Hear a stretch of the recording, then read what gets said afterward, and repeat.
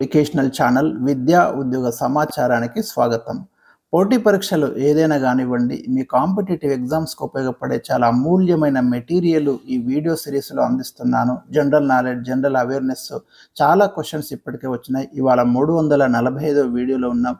Latest current affairs, చాలా ముఖ్యమైన current అఫైర్స్ను stock జీకేతో connect చేసి ఇవ్వడం అనేది మీరు గమనించండి. ఎందుకంటే కంప్లీట్ నేపథ్యాన్ని అయితే నేను ఇచ్చే ప్రయత్నం జరుగుతుంది.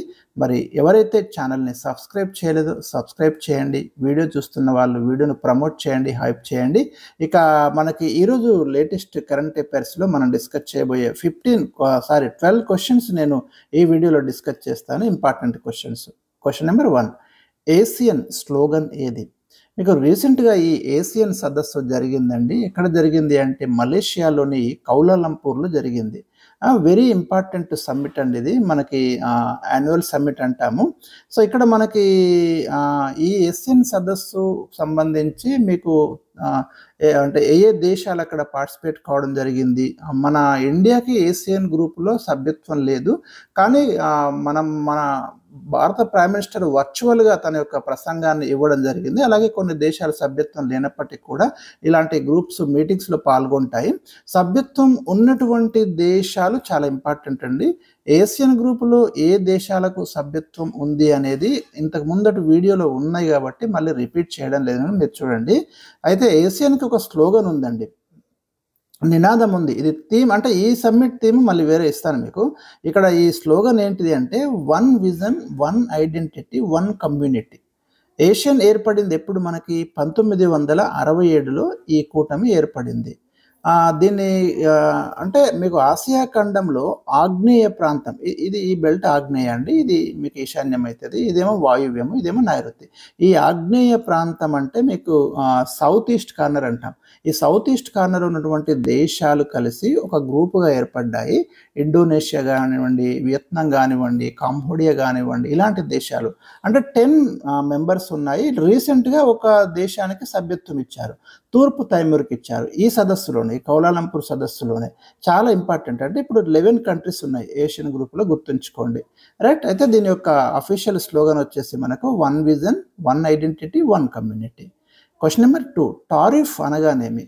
మనకు రీసెంట్గా ఈ పదం చాలా స్ప్రెడ్ అయిందండి. టారిఫ్ అనేది చాలామందికి ఐడియా ఉండకపోవచ్చు.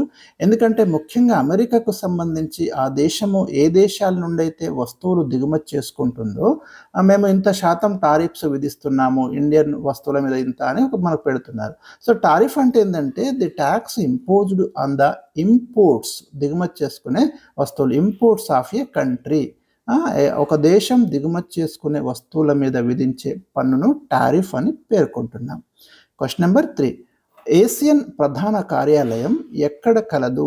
మరి ఏషియన్ యొక్క ప్రధాన కార్యాలయం ఏదైతే మనకు association of south east Asian nations కూటమి ఉందో, గ్రూప్ ఉందో, దీని యొక్క హెడ్ క్వార్టర్ ఉందండి. దీనికి హెడ్ క్వార్టర్ ఎక్కడ ఉందంటే మనకు జకార్తాలో ఉందండి. ఇండోనేషియాలోని జకార్తాలో ఉంది. క్వశ్చన్ నెంబర్ 4, 2025 అక్టోబర్లో ఆంధ్రప్రదేశ్పై ప్రభావం చూపిన తుఫాన్ ఏది? ఆంధ్రప్రదేశ్ మీద ప్రభావం చూపింది, అట్ ద సేమ్ టైం కొంత తెలంగాణ మీద ఎఫెక్ట్ చూపింది. ఇది మొంతా తుఫాన్ అండి. నేను ఈ వీడియో రికార్డ్ చేస్తున్న సమయానికి దీని ప్రభావం ఇంకా నడుస్తుంది. ఈ మొంతా అనే పేరును థాయిలాండ్ సూచించింది. తుఫాన్లకు పేర్లు పెట్టే సాంప్రదాయం అయితే స్టార్ట్ చేసినాము, అంటే ఇప్పుడే చాలా నుంచి పెడుతున్నాము. ఒక్కొక్కసారి ఒక్కొక్క దేశము ఈ తుఫాన్ యొక్క పేరునైతే సూచిస్తుంది. ఈసారి థాయిలాండ్ సూచించింది. మొంతా అంటే అర్థం ఏంటంటే థాయిలాండ్లో సువాసనలు వెదజల్లే పువ్వు లేదా అందమైన పువ్వు అనే అర్థం అండి. థాయ్ సంస్కృతిలో ఈ మొంతా పువ్వుకు విశిష్టమైనటువంటి స్థానం ఉంది. క్వశ్చన్ నెంబర్ 5, 2025లో కౌలాలంపూర్లో జరిగిన, ఇందాక చెప్పిన కదా 2025లో మనకు అక్టోబర్ 26 నుంచి 28 మధ్య ఏషియన్ సదస్సు సమ్మిట్ జరిగింది, యాన్యువల్ సమ్మిట్. ఈ సదస్సులో ప్రసంగించిన భారత ప్రధాని 2026ను ఏ సంవత్సరంగా ప్రకటించారు? భారత ప్రధాని వర్చువల్గా స్పీచ్ ఇవ్వడం జరిగింది. మనకు ఏసియన్ గ్రూపులో సభ్యత్వం లేదండి. సభ్యత్వం లేనప్పటికీ కొన్ని దేశాలు అన్అఫీషియల్గా ఇక్కడ మీకు స్పీచెస్ ఇవ్వడం, అటెండ్ కావడం జరుగుతుంది ఆయా గ్రూప్స్లో. సో అలాగా మన భారతదేశం కూడా మరి వర్చువల్ మీటింగ్ ద్వారా అటెండ్ కావడం జరిగింది. ఎందుకంటే మనకు యాక్టిస్ట్ పాలసీ ఉందండి. ఈ ఏషియన్ కంట్రీస్ తోటి మనం మంచి రిలేషన్స్ మెయింటైన్ చేయాల్సిన అవసరం ఉంది కాబట్టి సహజంగానే ఈ గ్రూప్ యొక్క సమ్మిట్కి మనం అటెండ్ అవుతాం. సముద్ర రంగంలో భారత్ ఏషియన్ సహకార సంవత్సరం అని 2026ను అనౌన్స్ చేయడం జరిగింది. ఇంగ్లీష్లో అయితే మీకు ఏషియన్ ఇండియా మారిటైమ్ కోఆపరేషన్ అంటాం. చాలా చాలా ముఖ్యమండి. భారత ప్రధాని వర్చువల్గా ప్రసంగిస్తూ 2026ను ఏషియన్ ఇండియా మారిటైమ్ కోఆపరేషన్ అంటున్నాడు సముద్ర రంగానికి సంబంధించి. క్వశ్చన్ నెంబర్ 6, ప్రస్తుతం మలేషియా ప్రధానమంత్రి ఎవరు? మరి న్యూస్లోకి వచ్చింది ఇక్కడ ఏషియన్ సమ్మిట్ జరిగింది కాబట్టి Malaysia prime minister present Anwar Ibrahim అండి. క్వశ్చన్ నెంబర్ 7, వందే మాతరం మొట్టమొదటిసారిగా ఎప్పుడు ఆలపించారు? ఇది ఎందుకు నేను ఈ ప్రశ్న తీసుకోవాల్సి వచ్చింది అంటే 150 ఇయర్స్ అవుతున్నాయండి. మరి రీసెంట్గా భారత ప్రధాని మన్ కీ బాత్లో ప్రసంగిస్తూ వందే మాతరం గురించి ప్రధానంగా ప్రస్తావించడం జరిగింది. అయితే వందే మాతరం ఫస్ట్ టైం పాడింది ఎప్పుడు అంటే మనకు ఇండియన్ నేషనల్ కాంగ్రెస్ సమావేశము కోల్కత్తాలో జరిగినప్పుడు 1896లో ఫస్ట్ టైం దీన్ని పాడడం జరిగింది. ఇది 1882లో ఆనంద్ మఠ్ ప్రచురించబడిందండి. అందులో వచ్చింది ఈ గేయం. 1882లో ఆనంద్ మఠ్ నవల వచ్చింది. బంకిం చంద్ర చటర్జీ రాసిన నవల. ఆయనే రాస్తాడు వందే మాతరము. సో ఇది పాడింది మాత్రం ఫస్ట్ టైం 1896 అండి. అదే మీరు జాతీయ గీతం తీసుకుంటే ఇది రవీంద్రనాథ్ ఠాగూర్ రాసిన జాతీయ గీతము 1911 డిసెంబర్ 27న ఫస్ట్ టైం పాడబడింది. ఈ నేషనల్ అంతం కానివ్వండి, నేషనల్ సాంగ్ కానివ్వండి మొట్టమొదటిసారిగా ఏ సమావేశంలో పాడినారు అనేది డెఫినెట్ క్వశ్చన్ అడుగుతున్నారు. వందే మాతరం మొట్టమొదటిసారిగా ఆలపించిన వ్యక్తి ఎవరు? ఇది మీకు ఐడియా ఉండకపోవచ్చు ప్రశ్న. సో ఇది ఇచ్చాను నేను ఆన్సర్. రవీంద్రనాథ్ ఠాగూర్ మొట్టమొదటిసారిగా ఆలపించిన వ్యక్తిగా మనకు రికార్డులో నమోదైంది. క్వశ్చన్ నెంబర్ 9, 2025 అక్టోబర్ 26న జరిగిన మన్ కీ బాత్ కార్యక్రమంలో భారత ప్రధాని ప్రస్తావించిన అంశాలు ఏవి? రీసెంట్గా మనకి మన్ కీ బాత్లో ఇండియన్ ప్రైమ్ మినిస్టర్ చాలా అంశాలు ప్రస్తావించారండి. అంటే మనకి గతంలో మీరు కొన్ని కాంపిటేటివ్ ఎగ్జామ్ చూడండి, మన్ కీ బాత్లో భారత ప్రధాని ఇండియా గురించి అనేక అంశాలు ప్రస్తావిస్తారు. మన కల్చర్ కావచ్చు, మన అంటే ఆర్థిక వ్యవస్థ గురించి, రకరకాల అంశాలు, మన ట్రెడిషన్స్ గురించి చాలా అంశాలు టచ్ చేస్తారు. మీరు గమనిస్తే చాలా వెరీ ఇంపార్టెంట్ ప్రోగ్రామ్ కూడా అది. కంపల్సరీ కాంపిటేటివ్ ఎగ్జామ్స్ ప్రిపేర్ అవుతున్న వాళ్ళు ఖచ్చితంగా వినాలే. మీరు అవి నోట్ చేసుకోవాల్సి ఉంటుంది. మీకోసం కొన్ని నేను తీసుకున్నాను.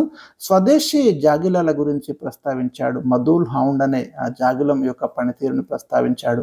వందే మాతరం గేయం గురించి ప్రస్తావించాడు. గుజరాత్లోని మడ అడవులు మాంగ్రూవ్ ఫారెస్ట్ గురించి ప్రస్తావించారు. మనకి మాంగ్రూవ్ ఫారెస్ట్ మీకు వెస్ట్ బెంగాల్లో చాలా ఎక్కువగా ఉన్నాయి, సుందర్బన్ ఏరియా.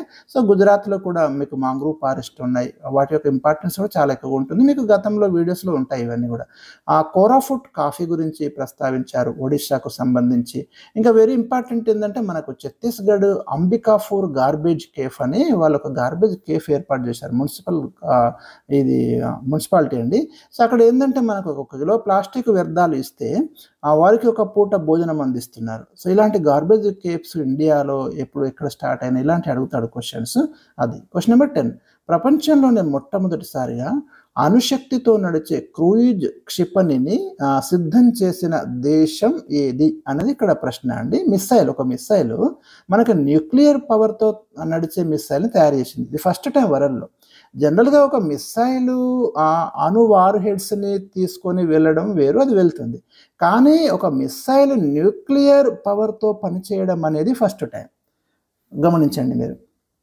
అట్లా రష్యా మొట్టమొదటిసారిగా ప్రపంచంలో మనకు అణుశక్తితో నడిచే ఈ క్రూయిజ్ క్షిపణిని రెడీ చేసింది. దాని పేరు వచ్చేసి మనకి బుర్వెస్ట్నిక్ మిస్సైల్ అండి. 9M730 బుర్వెస్ట్నిక్ మిస్సైల్ పేరు ఇక్కడ ఇచ్చాను ఆల్రెడీ. క్వశ్చన్ నెంబర్ 11, కరేబియన్ దేశం జమైకాలో 2025 అక్టోబర్లో సంభవించిన తుఫాన్ ఏది? నేను ఈ వీడియో రికార్డ్ చేస్తున్న సమయానికి ఈ తుఫాన్ అక్కడ మనకు జమైకాలో చాలా ఎఫెక్ట్ అయితే చూపిస్తుంది. మెలిసా అండి. మీకు కరేబియన్ కంట్రీ జమైకాలో సంభవించిన సైక్లోన్ వచ్చేసి మెలిసా, హరికేన్ అంటున్నాం అక్కడ. క్వశ్చన్ నెంబర్ 12, అమెరికా రష్యా మధ్య 2000లో కుదిరిన ప్లూటోనియం ఒప్పందం నుండి ఇటీవల వైదొలిగిన దేశం ఏది? ఈ రెండు దేశాల మధ్యన ఒక అగ్రిమెంట్ కుదిరిందండి 2000లో. అదేం అగ్రిమెంట్ అంటే ప్లూటోనియం అగ్రిమెంట్. ప్లూటోనియం జనరల్ మనం ఎందుకు వాడతాము?